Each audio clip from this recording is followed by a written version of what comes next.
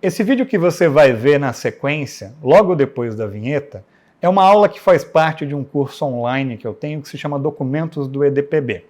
É um curso no qual eu analiso os principais materiais e documentos do European Data Protection Board para traçar paralelos entre a interpretação feita do GDPR na União Europeia e o que a gente pode utilizar dessa interpretação, o que pode ser útil no Brasil com base na LGPD, embora, obviamente, as leis não sejam iguais.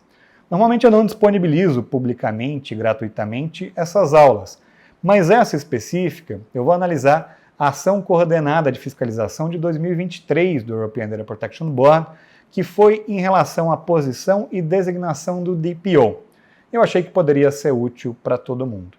Então vai ser disponibilizado aqui no YouTube para que você possa ver integralmente. Eu espero que, em certa medida, esse conteúdo seja útil para você.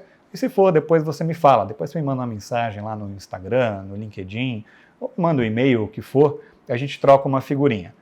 Só para a gente estar na mesma página, você vai ver ao longo da aula que nesse material, basicamente eu pego o texto e leio os aspectos principais, aquilo que eu já marquei antecipadamente, e daí você me dá uma margem de manobra, porque eu faço uma leitura dinâmica e, além de uma leitura dinâmica, faço uma tradução simultânea. O material está em inglês, eu leio em inglês e falo para você em português. Então, às vezes, demora um pouquinho da minha leitura para a tradução em português. Ainda assim, talvez faça sentido para você. E se você é DPO, quer ser DPO ou oferece serviços como DPO, enquanto nós não temos uma regulamentação específica da NPD sobre o papel do DPO, esse vídeo e a aula foi gravada no dia 28 de janeiro de 2024. A gente teve no final do ano passado, aquela consulta pública sobre a minuta do regulamento do DPO, mas não saiu ainda o regulamento definitivo. Então espero que, em certa medida, o vídeo seja útil e permaneça útil mesmo depois que o regulamento sair. Assiste aí, depois você me fala o que você achou.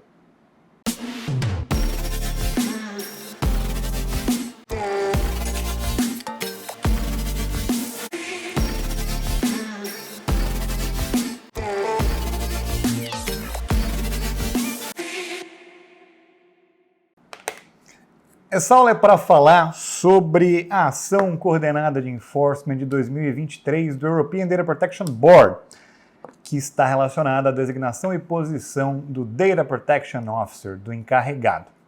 Desde 2020, o European Data Protection Board criou um framework de fiscalização coordenada, de enforcement coordenado. A primeira ação conjunta foi feita em 2021, relacionada ao uso de cloud pelo poder público. E essa ação conjunta, que é de 2023 e que foi publicada agora, dia 16 de janeiro de 2024, é para endereçar aspectos de fiscalização e aspectos de preocupação em relação à posição e designação do DPO, levantado por várias autoridades supervisoras de Estados membros da União Europeia.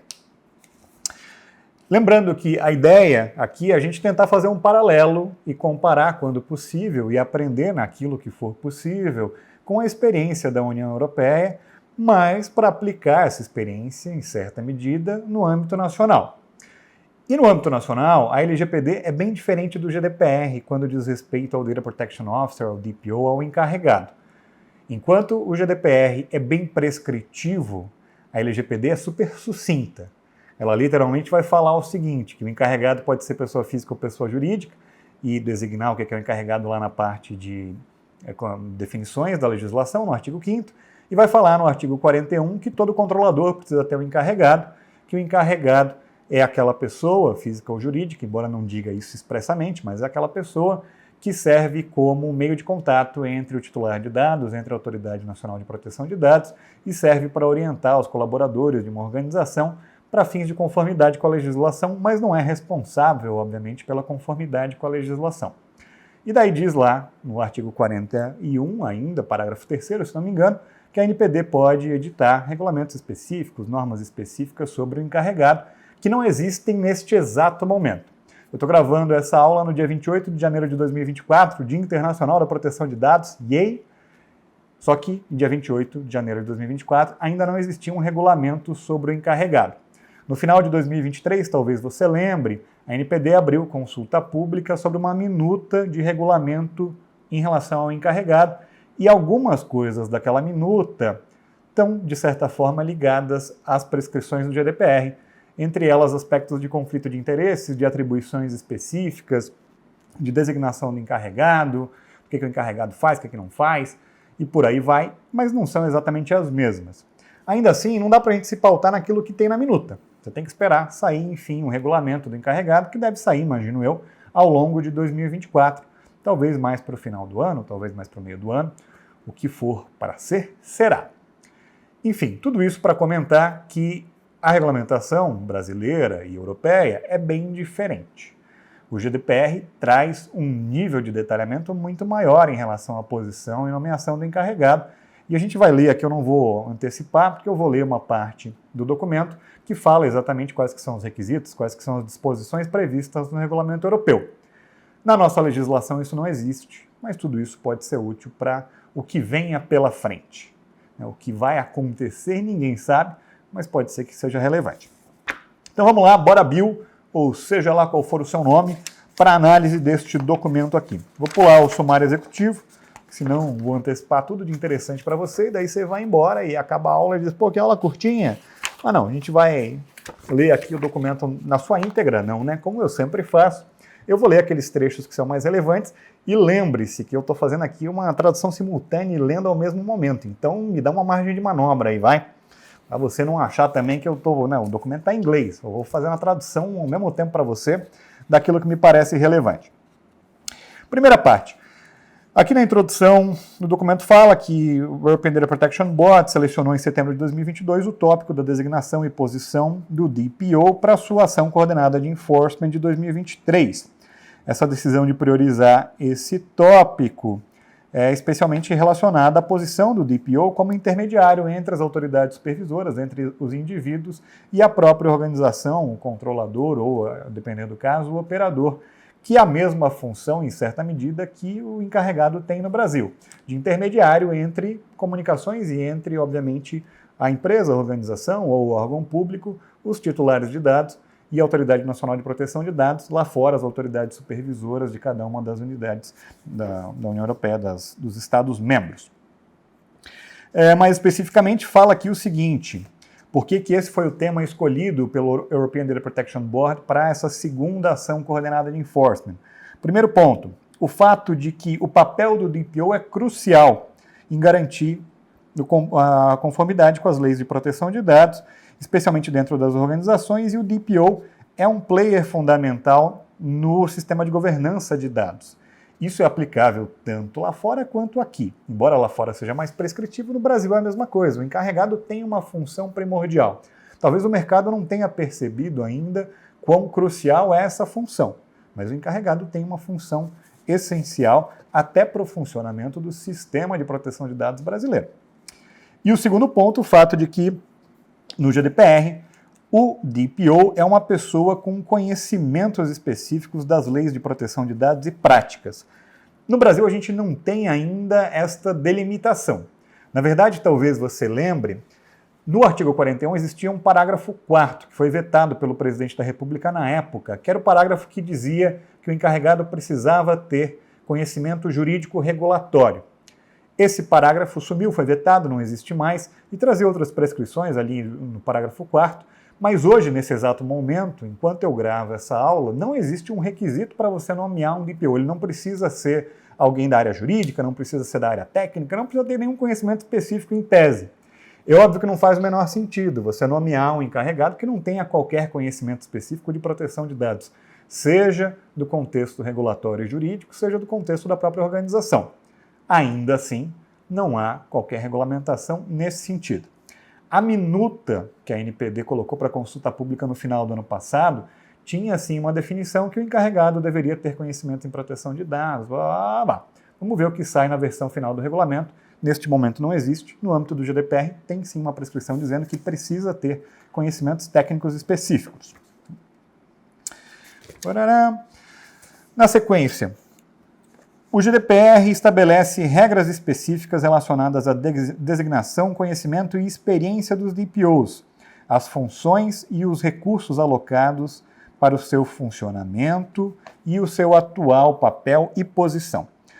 Um dos objetivos dessa ação coordenada de enforcement foi gerar insights profundos para as autoridades supervisoras sobre a conformidade das organizações com as regras aplicáveis do GDPR e identificar potenciais dificuldades que os DPOs estão enfrentando na medida em que exercem as suas funções. Daí aqui fala um negócio importante para você ter no radar como é que foi feito essa ação de enforcement, de onde que eles tiraram esses dados.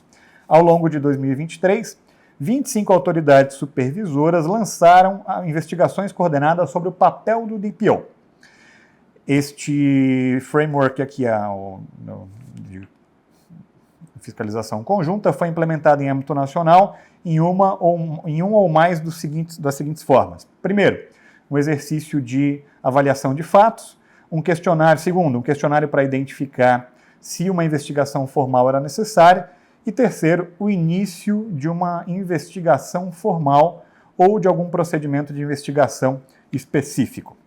Então foi dessas três formas que inicialmente foi criado todos os dados e gerados dados para este relatório específico.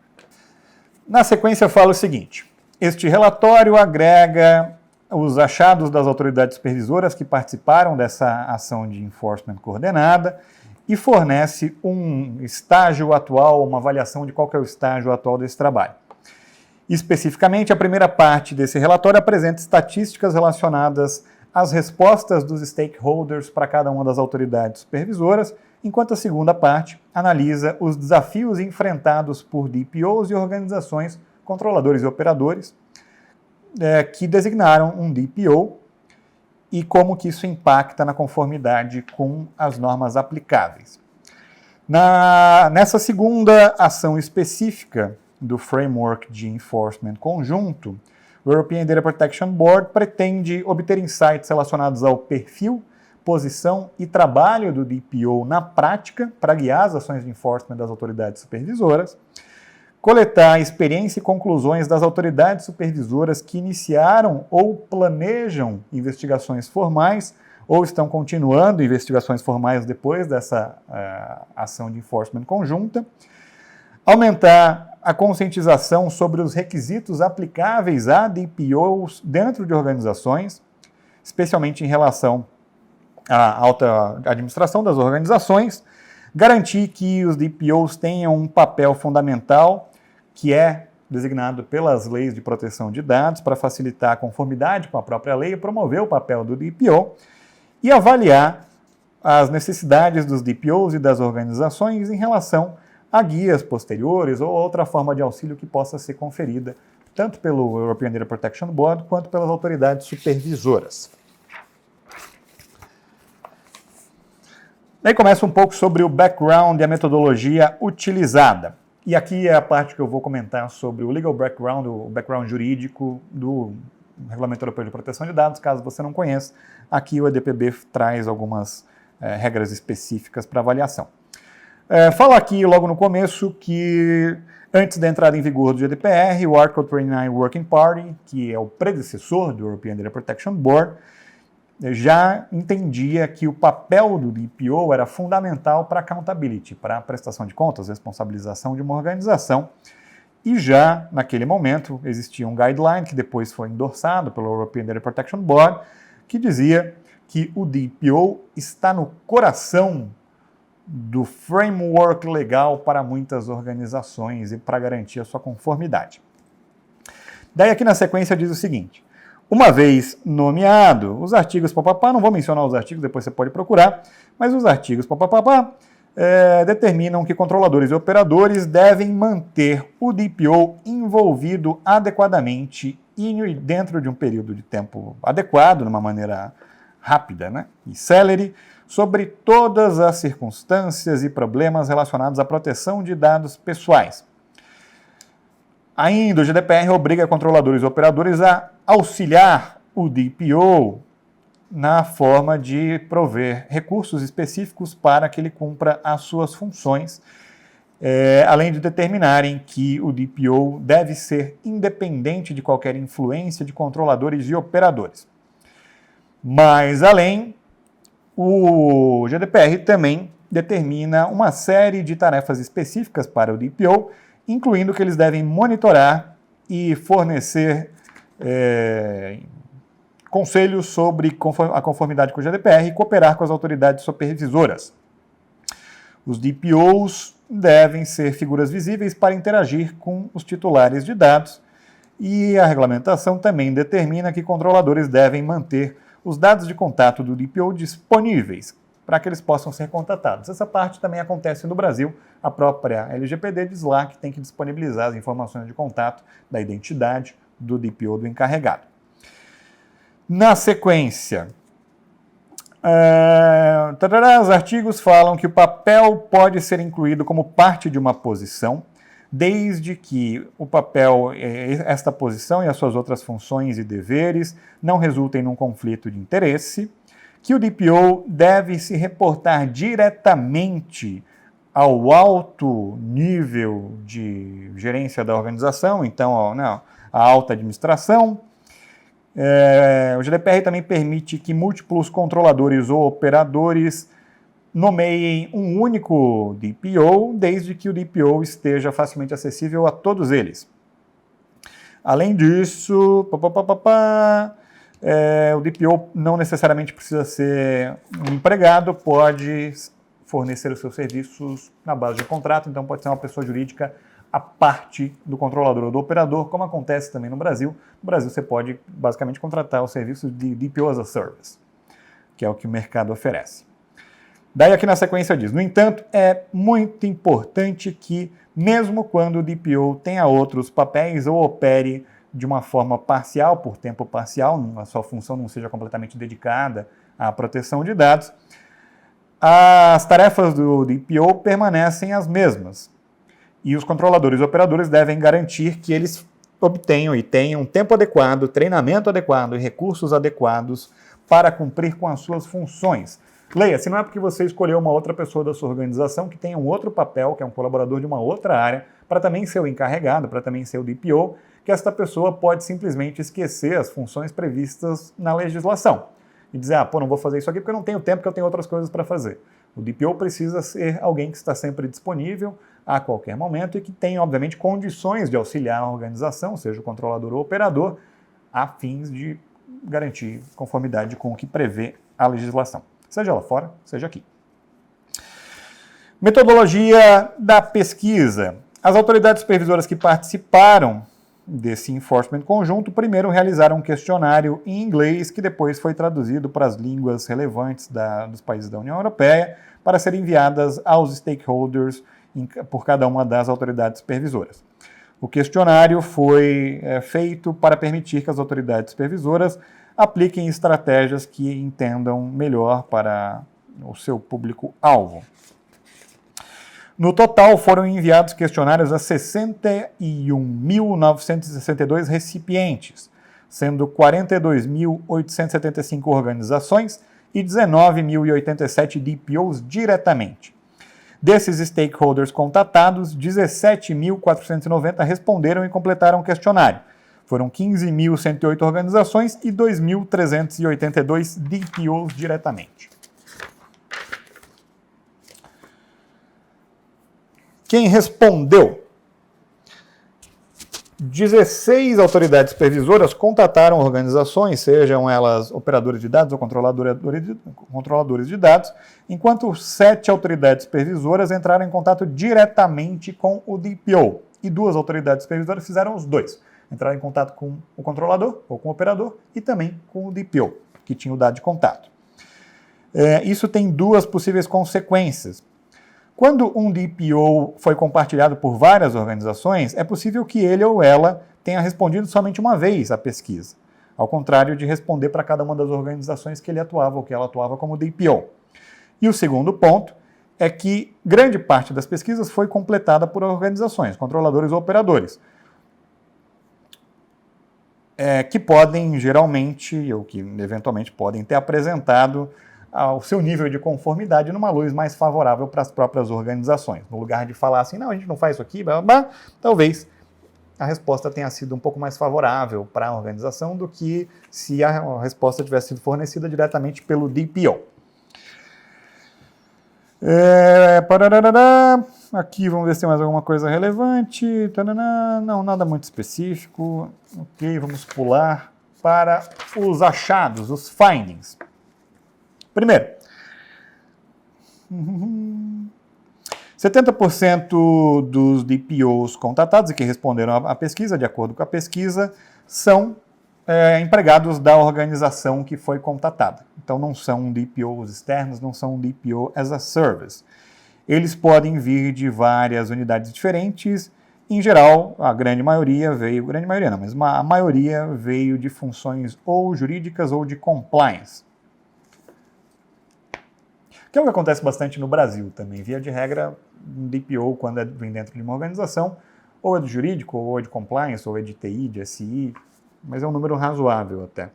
Aqui na sequência de TI, por exemplo, tem 8,4% em comparação com esses 34% de Legal e Compliance. O que mais vem na sequência é 17,7%, que é outros que não diz o que é. Daí a alta administração está bem envolvida como DPO, representante administrativo, tem várias respostas. Para mais de 1/3 das respostas, o DPO é o único Data Protection Officer para um grupo de organizações ou para várias organizações. Que basicamente diz que, embora trabalhe dentro da organização, ele acaba sendo, ou ela acaba sendo, um DPO para várias organizações ao mesmo tempo. Perfil do DPO. Os DPOs questionados têm um perfil amplo de competências em domínios diferentes, além dos seus skills em proteção de dados, obviamente, porque lá é uma obrigação. Eles também possuem conhecimentos em aspectos específicos de uma indústria, de uma perspectiva jurídica, grande parte deles, 63%, de uma perspectiva de processos de negócio, 58%, e de uma perspectiva de segurança da informação, 39%. Obviamente esses números são assim porque muita gente pode ter dito que tem um background, seja jurídico e de IT ao mesmo tempo, de conhecimento de jurídico e de processos de negócio ao mesmo tempo, então os números são maiores. A grande parte dos DPOs interrogados tem experiência prática como DPO. Quase metade deles possuem mais de 5 anos de experiência como DPO nesta área, o que no Brasil é impossível ou quase impossível, vai. A nossa legislação tem um pouco mais do que 5 anos e entrou em vigor há um pouco mais do que 3 anos, então se alguém está te falando que é DPO há mais de 5 anos, tá, ao menos no Brasil, está dando um somebody love. A pessoa pode ter sido DPO em outro lugar, fora do Brasil, mas no Brasil nem existia essa posição até então, antes da entrada em vigor da LGPD. Daí, na sequência, vem os desafios, que é a parte mais interessante deste relatório. Quais foram os desafios identificados durante a pesquisa? Primeiro, a ausência de designação de um DPO, mesmo quando mandatório. Diz aqui o seguinte: 12 pessoas que responderam, de 7 Estados-membros, admitiram que não nomearam um DPO, mesmo quando essa designação fosse compulsória, ou era compulsória. Alguns controladores tentaram fornecer justificativas para a falta de nomeação, por exemplo, ao afirmar que a organização tinha terceirizado essa função e quando considerava terceirizava a função quando considerava necessário, ou porque o DPO tinha pedido demissão e eles não conseguiram encontrar um outro DPO. E é basicamente assim, a gente tinha um DPO, a pessoa foi embora e agora a gente não tem mais. Recomendações relacionadas a este desafio. O legal desse negócio aqui é que na sequência o European Data Protection Board fala vários desafios e faz algumas recomendações próprias. Mais iniciativas de autoridades supervisoras para elevar o nível de conscientização das organizações em relação à obrigação de nomear um DPO. Isso se aplica no Brasil também. Muita organização até hoje não sabe que, como controlador, a não ser que seja agente de tratamento de pequeno porte e que esteja, obviamente, enquadrado no conceito e nas prescrições do regulamento de aplicação da LGPD para agentes de tratamento de pequeno porte, a não ser que você esteja nessa exceção, você como controlador, organização, indiferentemente do que você faz, desde que você não esteja dentro do escopo do regulamento, você tem que nomear um DPO, você tem que nomear um encarregado. Caso a sua organização não saiba disso, acho que vale reforçar, e a própria NPD acho que vale cada vez mais reforçar esse ponto. Embora as organizações possam achar no primeiro momento que não deveriam nomear um DPO, a não ser que elas façam jus à exceção legal, hoje em dia, de acordo com a legislação, todo controlador deve nomear um DPO, a não ser, de novo, aqueles que estão dentro do regulamento de aplicação da LGPD para agentes de tratamento de pequeno porte, que traz algumas poucas benesses ao agente de pequeno porte. Uma delas é a possibilidade de você não nomear um encarregado. Segundo desafio enfrentado, a insuficiência de recursos alocados aos DPOs. Preste atenção, que isso também serve para cá, embora ainda não exista um regulamento determinando que você precisa alocar recursos especificamente ao encarregado. Em alguns casos, como notado pelos guidelines para DPOs, deve ser necessário, inclusive, você ter um time para o DPO, dependendo do tamanho, da estrutura da organização. Muitas das respostas das autoridades supervisoras perceberam a falta ou a insuficiência de recursos. Dessas autoridades supervisoras, várias enfatizaram a falta de recursos humanos específicos para a função, e algumas expressaram preocupações sobre a falta de um DPO de reserva, por assim se dizer, que é quando você não tem um segundo DPO para assumir a função, caso o primeiro, por alguma causa, esteja impossibilitado. Isso é problemático, diz o European Data Protection Board, tanto em temas de conformidade ativa, porque o DPO é esperado que realize mais trabalho do que ele possa realizar, então alguns assuntos podem ser negligenciados, caso não exista recursos humanos necessários para realizar a função, e em termos de preservação da conformidade a longo prazo, garantindo a continuidade de um DPO caso ele esteja doente, caso esteja de licença, caso ele peça demissão, ou caso tenha um burnout, permitindo que a organização continue em conformidade ou continue atendendo à legislação. Quer dizer, se você não tem, de repente, um time, se você já não está programado para eventualmente nomear um DPO imediatamente, caso o seu DPO atual saia, você teria, em tese, um problema. Lá fora, um problema é efetivamente de você não ter mais um DPO. No Brasil também, porque daí você não vai mais ter um DPO encarregado. E um problema mais severo, que é quem é que vai ajudar a organização para fins de conformidade com a legislação e cumprir com os papéis previstos na norma. Outra preocupação levantada por diversas autoridades supervisoras foi a atuação de DPOs externos para múltiplos controladores e operadores, e que isso pode fazer com que eles não tenham condição de representar, de atuar efetivamente, porque representam muitos clientes e daí não tem condição de ter o tempo específico para atender o necessário para cada um deles. Olha que interessante isso aqui, hein? Presta atenção, porque no Brasil a gente tem em vários lugares utilizado o modelo de DPO as a Service.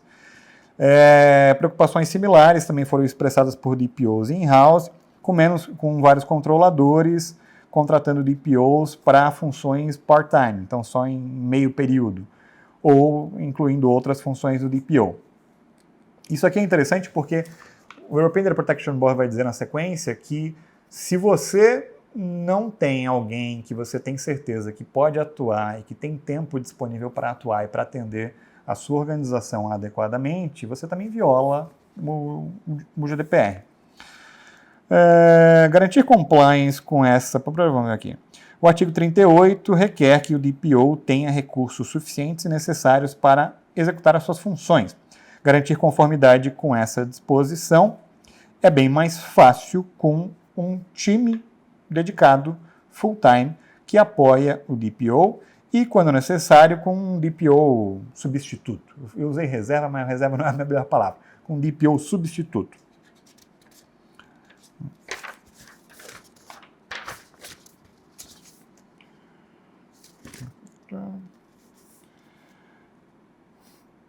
Daí as recomendações do European Data Protection Board em relação a este desafio específico.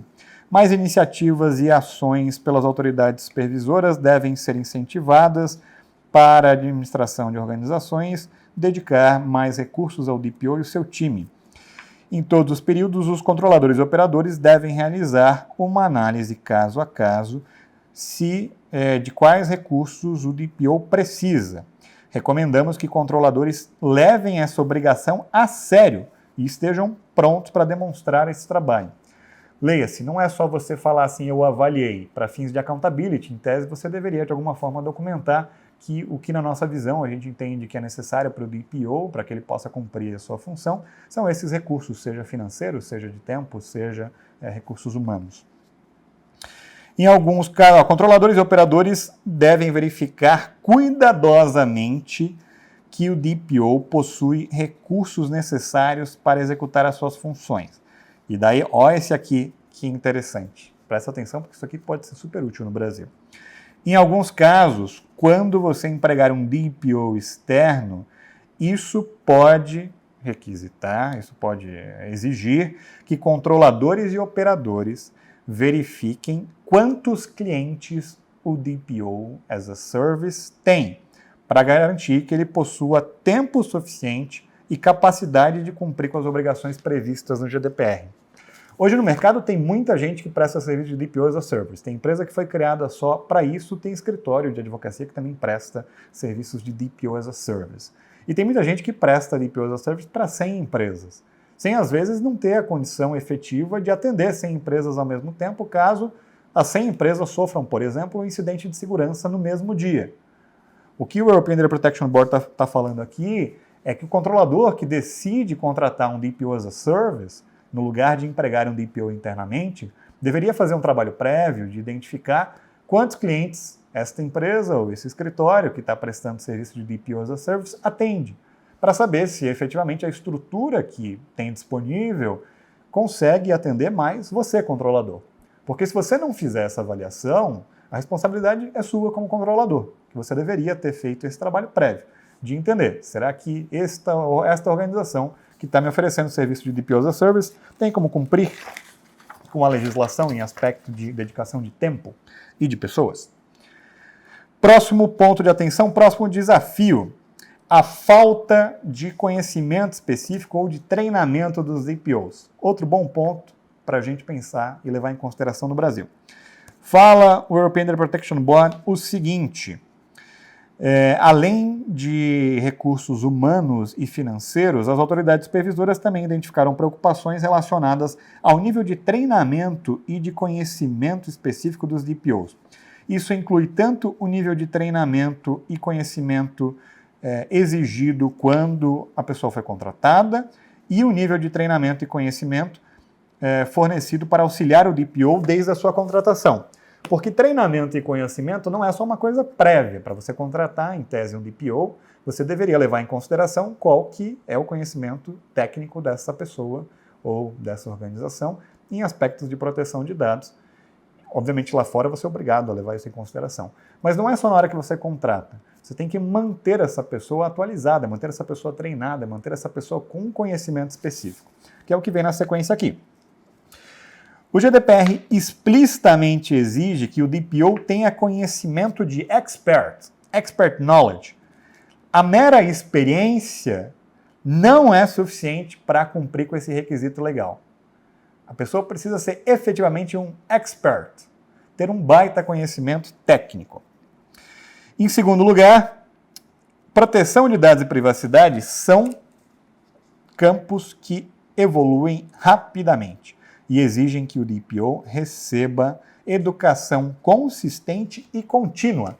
Não dá para achar que a pessoa chegou e a pessoa era muito boa quando ela chegou, que ela pode parar lá e sentar lá e nunca mais ser treinada, e nunca mais ser atualizada. Basta ver a nossa própria legislação e a nossa própria regulamentação.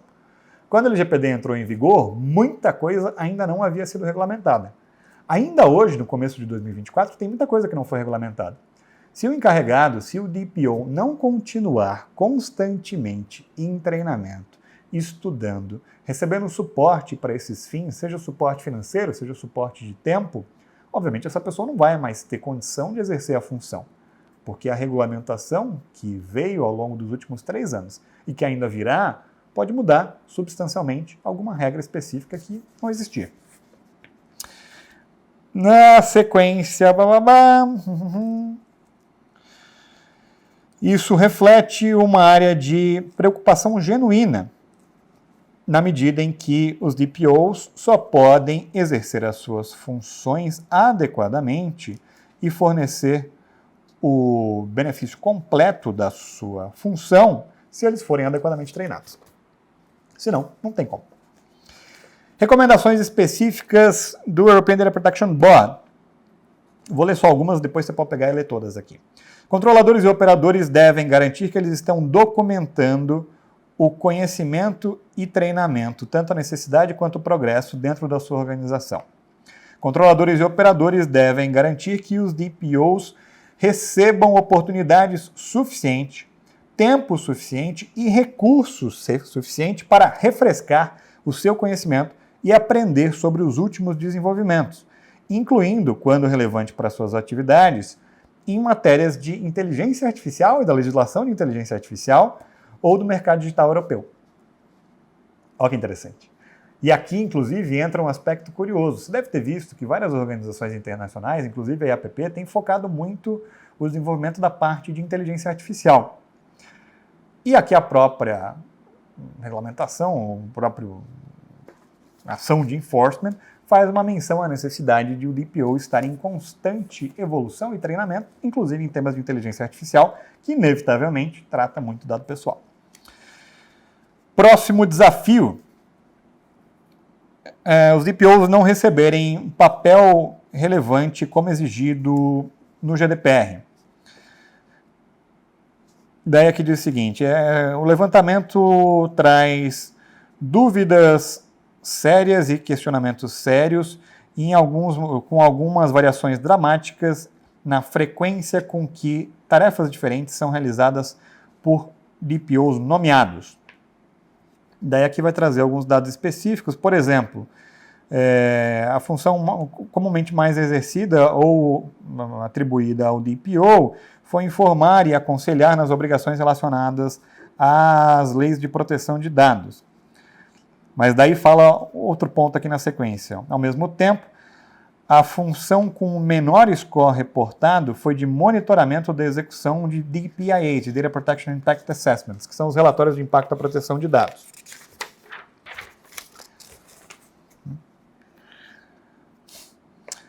Três autoridades supervisoras também notaram que algumas organizações tinham designação de funções impróprias para o DPO, trazendo vários ônus aos DPOs com tarefas que deveriam ser feitas pelo controlador, não pelo DPO.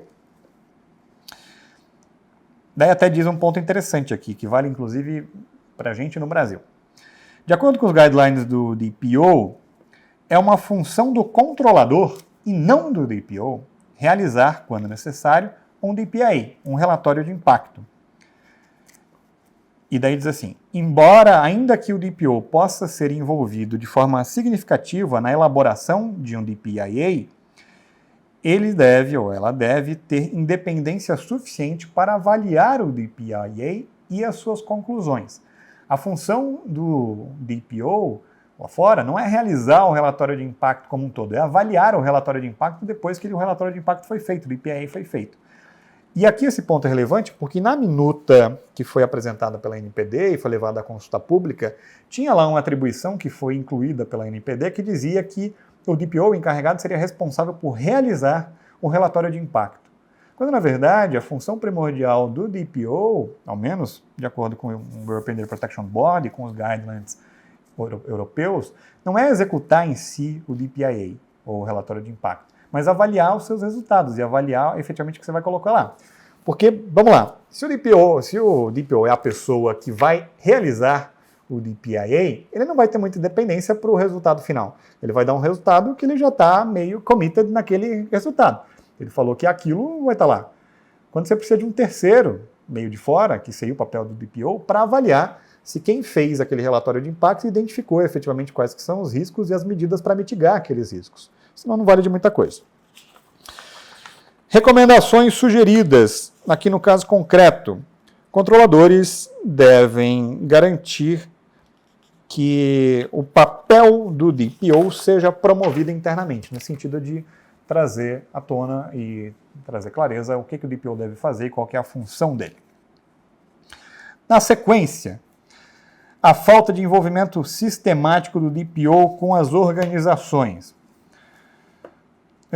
Também é preocupante que, mesmo quando consultados, quando perguntados quão bem as organizações seguiam, ou como que as organizações seguiam as opiniões do DPO, somente 53% responderam que as organizações seguiam muito bem, eram very well na questão de que se o DPO deu uma opinião, a organização vai seguir aquela opinião.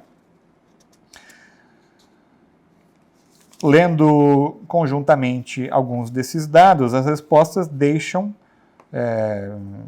claro o quadro de que os controladores não estão aproveitando o conhecimento específico em proteção de dados dos seus DPOs e às vezes têm feito coisas que não são exatamente as recomendações do DPO. E daí as recomendações do European Data Protection Board para isso.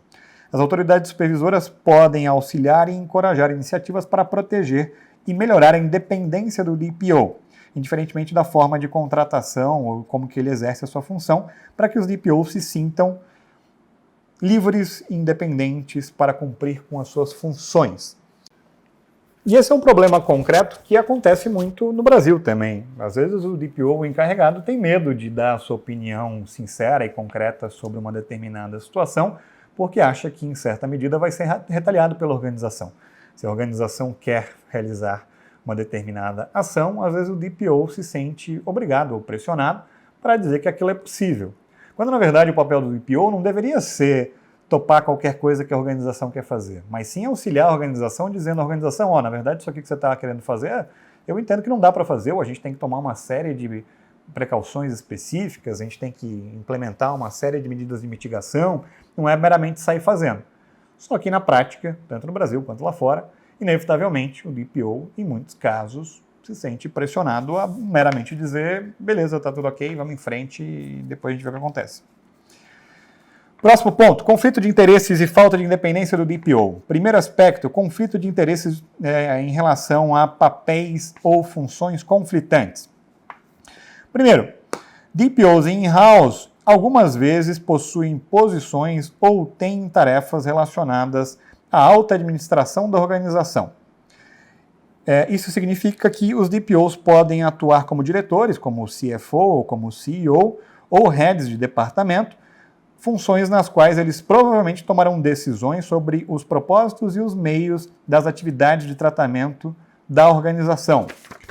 E nesses casos, a Corte de Justiça da União Europeia, o Tribunal de Justiça da União Europeia, recentemente concluiu que existe um conflito de interesses quando o DPO tem uma função, uma posição dentro da organização que envolva a determinação dos propósitos e dos meios do tratamento. Nesses casos, haveria, inevitavelmente, a necessidade de o DPO ser uma outra pessoa e não aquela pessoa com aquele conflito de interesses. A ideia por trás disso é o seguinte, não pode ser você que está determinando os meios e os propósitos, quem vai avaliar se esses meios e propósitos cumprem com a legislação. Porque senão, é a mesma pessoa que está dizendo, vamos fazer isso, eu estou determinando para que a gente vai coletar esse dado, qual dado a gente vai coletar, porque é isso que eu quero, e é isso que eu acho que é melhor para a organização, e você não tem um terceiro imparcial, independente dentro da organização, um DPO as a Service, dizendo, beleza, isso aí dá para fazer, ou isso aí de acordo com a legislação, por isso, por aquilo, não dá para fazer, ou a gente tem que encontrar medidas para mitigar eventuais riscos.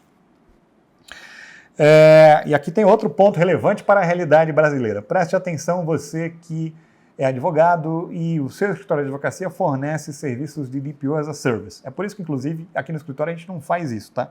Primeiro porque eu não acredito no modelo de DPO as a Service, segundo porque eu acho que tem, eventualmente, um conflito de interesses, que é o que o European Data Protection Board fala aqui, ou pode ter um conflito de interesse.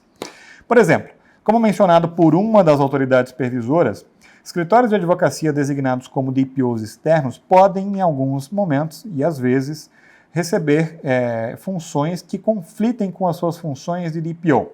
Eles podem ser solicitados a representar clientes em tribunais ou em casos administrativos em situações envolvendo proteção de dados, ainda que atuem como o DPO.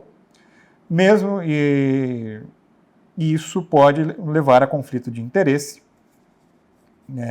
como já apontado nos guidelines de DPOs. E essa é uma realidade. Como é que você, se você é um escritório de advocacia e presta serviços de DPO as a Service, como é que depois você vai defender o seu cliente num processo administrativo na NPD ou num processo judicial, caso, obviamente, esse cliente te contrate? Então, aqui é um ponto de atenção para você que trabalha em escritório ou tem um escritório e presta serviço de DPO as a Service. Até para você já levantar para o seu cliente, se for o caso. Falar, olha, de repente até posso ser DPO as a Service, mas se der uma bucha muito grande e você precisar de alguém para te defender num processo administrativo ou num processo judicial, não vai poder ser a minha pessoa. Ou não deveria, pelo menos, para não ter um conflito de interesse. Situação similar de conflito de interesses também pode ser levantada em outro caso examinado nessa ação conjunta, quando, de acordo com os achados de uma determinada autoridade supervisora, o DPO externo atuava como o DPO do controlador e do operador. Olha que interessante, o mesmo DPO externo, então o DPO as a Service, atuava como DPO tanto do controlador quanto do operador. Mesmo que o controlador esteja obrigado a monitorar o operador, de acordo com o GDPR, o exercício simultâneo das funções de monitoramento do controlador e do operador leva a um conflito de interesses para o DPO, considerando as diferentes responsabilidades e interesses que podem tornar fraco o seu papel como DPO. Que faz muito sentido, né? Como é que você vai ser DPO do controlador e do operador se, inevitavelmente, você, na condição de controlador, deveria monitorar e garantir que o operador tem condição de cumprir com a legislação? Se o seu DPO, que é o DPO do controlador, é também o DPO do operador, ele não vai dizer que o operador não cumpre com a legislação. Ele é o DPO do operador. Ele não vai falar nada mal do operador se ele é o DPO do operador. E daí como é que você vai conseguir funcionar ao mesmo tempo como DPO das duas partes? E esse é um ponto interessante para você ter no radar, porque nem sempre, num primeiro momento, você sabe se dois dos seus clientes, se você oferece serviço de DPO as a Service, vão eventualmente se contratar. Então, de repente, você até poderia inicialmente ser o DPO para o controlador e para uma outra empresa, que naquele momento não tinha qualquer relação com o controlador, e daí esta outra empresa, para a qual você também é DPO, é contratada pelo controlador para ser um operador. Daí você fica numa situação de conflito de interesse e teria que, em tese, levantar esse ponto para ambas as partes. E se recusar, em certa medida, ser o DPO de uma das partes, o que é mais difícil se você já foi contratado, né? Por isso que o modelo de DPO as a Service, com todo respeito a quem presta esse serviço, na minha visão, é um modelo falho por várias razões. Porque, via de regra, o DPO não vai ter o conhecimento necessário e fundamental da realidade da organização, dentro da organização, que só uma pessoa lá dentro teria. Segundo, que o DPO as a Service vai tentar pegar a quantidade de cliente que for possível, então vai tentar atender o máximo de clientes possíveis, mesmo que de repente não tenha condição de funcionar ao mesmo tempo como DPO para essa função de DPO para as organizações. E terceiro, que pode levar a várias situações de conflito de interesse. Próximo ponto, a falta de independência em relação a instruções recebidas por DPOs ou aspectos orçamentários ou contratuais. De acordo com o artigo 38, é muito preocupante que alguns das pessoas que responderam reportaram que os seus DPOs recebem instruções sobre como realizar as suas tarefas e os seus deveres. De acordo com uma autoridade supervisora, parece existir uma falta de compreensão sobre o papel do DPO como um advisor independente. O DPO fundamentalmente é isso, é um advisor independente sobre aspectos de proteção de dados, ou deveria ser. Interferência na independência do DPO pode derivar de formatações contratuais ou restrições orçamentárias. Por exemplo, controladores e operadores que usam DPOs externos devem ter em mente que o relacionamento contratual entre eles e o DPO deve garantir que ele não traga, direto ou indiretamente, instruções sobre como o DPO deve realizar as suas funções. Olha outro ponto super relevante que vem na sequência, hein? E que de repente você nunca pensou. Uma das autoridades supervisoras encontrou um DPA, um Data Processing Agreement, um contrato de tratamento de dados pessoais, entre a organização e o seu DPO externo, então o seu DPO as a Service, que indicava que o DPO seria considerado um operador de dados. A organização que foi contratada seria considerada um operador de dados, o que poderia levar a uma quebra dos requisitos de independência. Se a pessoa é o seu operador, ele não tem independência, ele deve fazer literalmente aquilo que você manda fazer, senão ele vai virar um controlador em si mesmo. Então veja aqui, Se você tem um DPO as a Service, uma empresa que presta serviços de DPO, e você quer entubar aquelas cláusulas que alguém te falou, você tem que sempre usar essa cláusula aqui, que coloca a outra parte, a contratada, como operador. No caso concreto, você está basicamente limitando a independência do DPO, da empresa. Porque se vai funcionar como operador, não tem muito como ter independência para decisões relacionadas a tratamento de dados, por exemplo. Um ponto levantado por uma das autoridades supervisoras é que quando um DPO não tem controle sobre o seu orçamento, a habilidade do DPO em priorizar ações críticas é reduzida, o que pode levar à insuficiência ou respostas demoradas para assuntos urgentes e diminuir os esforços de conformidade. As recomendações sugeridas aqui são: organizações de DPOs devem formalizar os papéis do DPO e as condições para o exercício das suas funções num contrato específico. Os DPOs devem ter a possibilidade de coletar evidências no caso de interferência com a sua independência. Que é meio difícil de fazer no Brasil, né? Vai ficar levantando lá a evidência de que esse é o tipo de coisa que normalmente não vai acontecer com muita frequência. Ou se acontecer, provavelmente a pessoa não ficará muito no cargo, já que no Brasil a nossa legislação não traz uma proteção específica ao DPO em casos como esse. Próximo desafio, a falta de reporte do DPO para a alta administração. 3 autoridades supervisoras descobriram que o DPO era esperado que ele reportasse para funções baixas e não para a alta administração.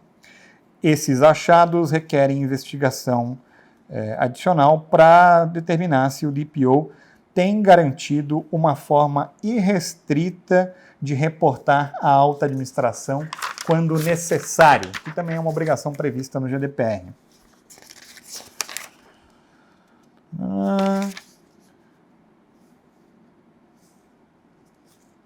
Se o reporte regular não é realizado à alta administração da organização, a administração provavelmente não receberá informações suficientes sobre o trabalho realizado pelo DPO ou sobre problemas de proteção de dados em geral, o que pode afetar a conformidade da organização com o regulamento europeu e com as normas de proteção de dados. As ações sugeridas aqui são as seguintes: autoridades supervisoras devem encorajar a elaboração e adoção de standards da indústria, políticas internas de proteção de dados e melhores práticas para melhor definir as condições, frequências, conteúdo e efetividade do reporte direto do DPO para a alta administração. Autoridades supervisoras podem iniciar ações e iniciativas em relação ao direto acesso do DPO à alta administração, que é importante para garantir a independência do DPO. Guidance adicional das autoridades supervisoras. Um desejo comum dos DPOs contratados e das organizações contratadas é receber mais orientação das autoridades supervisoras. Quem não quer, né? A melhor forma de você ter certeza que você está cumprindo com a legislação é se a autoridade supervisora falar: isso aqui é o guidance, é isso aqui que eu espero que você faça. Aí fica um pouco mais fácil a nossa função. Isso inclui a elaboração de Q&As e FAQs, guidelines adicionais, materiais de treinamentos e documentos, tanto para o DPO quanto para as organizações. Guidance adicional, por exemplo, pode ser fornecido como cursos online, workshops e certificações que podem endereçar eventual insuficiência de expertise ou de treinamento dos DPOs. Daí aqui tem algumas conclusões. Esses desafios levantados aqui podem dificultar a função primordial e central designada ao DPO pelo GDPR e impedir os DPOs de exercerem a sua função e as suas tarefas. Isso é particularmente problemático quando os DPOs não têm a habilidade de efetivamente fomentar conformidade com proteção de dados e uma cultura de proteção de dados dentro das organizações, nem proteger os direitos dos titulares de dados em relação a esses desafios. Como resultado, eles podem levantar violações ao GDPR e a violações do GDPR relacionadas ao DPO. E o último ponto que acho que vale a pena comentar, que também é mencionado aqui neste relatório, são as ações de enforcement que foram tomadas por autoridades supervisoras.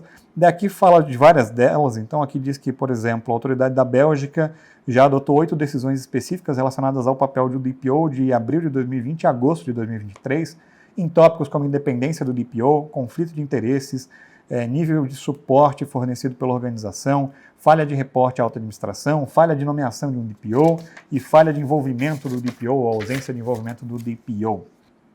Daqui tem vários dados interessantes a partir da página 31, que de repente vale a pena você dar uma olhada, só para conhecimento. Eles falam um pouco de guidelines, conferências e treinamentos, aqui fala um pouco das ações feitas pelas autoridades supervisoras para fins de treinar os DPOs. E aqui tem um negócio super curioso, ó. Diz, várias autoridades supervisoras fornecem oportunidades de treinamento extensivo aos DPOs. Ações educacionais e eventos de networking, por exemplo. A autoridade supervisora LI, deve ser Lituânia, não sei, mas chutaria que é Lituânia, organiza um evento anual de treinamento para todos os DPOs, em quais eles recebem informações específicas sobre o trabalho da autoridade supervisora, desenvolvimentos jurídicos e outros updates. A autoridade da Holanda, que deve ser isso aqui, realizou a segunda Conferência Nacional de DPO em 2023, nomeada de Dia do DPO. Olha que legal, fazer um Dia do DPO. A NPD, de repente, poderia fazer um Dia do DPO. A autoridade da Bélgica, por exemplo, também tem um outro programa de suporte online, uma plataforma chamada DPO Connect. E aqui tem outras autoridades que têm trabalhos de networking para DPOs. No final, a conclusão deste trabalho é que deve ser enfatizada a necessidade de ser reforçado o papel e reconhecimento dos DPOs e a necessidade de promoção constante sobre a sua função, especialmente no momento atual em que há várias legislações específicas relacionadas também a dados pessoais de mercado digital e de inteligência artificial surgindo. É isso. Isso aqui é análise sobre a ação de enforcement coordenada de 2023, esse documento que está lá no site do European Data Protection Board. Esses são os pontos de atenção que acho que vale você levar em consideração. Aqui no Brasil também tem muita coisa que a gente pode pegar o aprendizado e trazer esse aprendizado para dentro de casa. É óbvio que as leis são diferentes, elas não são as mesmas e a gente sequer tem ainda a regulamentação específica sobre o encarregado no Brasil. Talvez quando você assistir essa aula mais para frente isso já exista.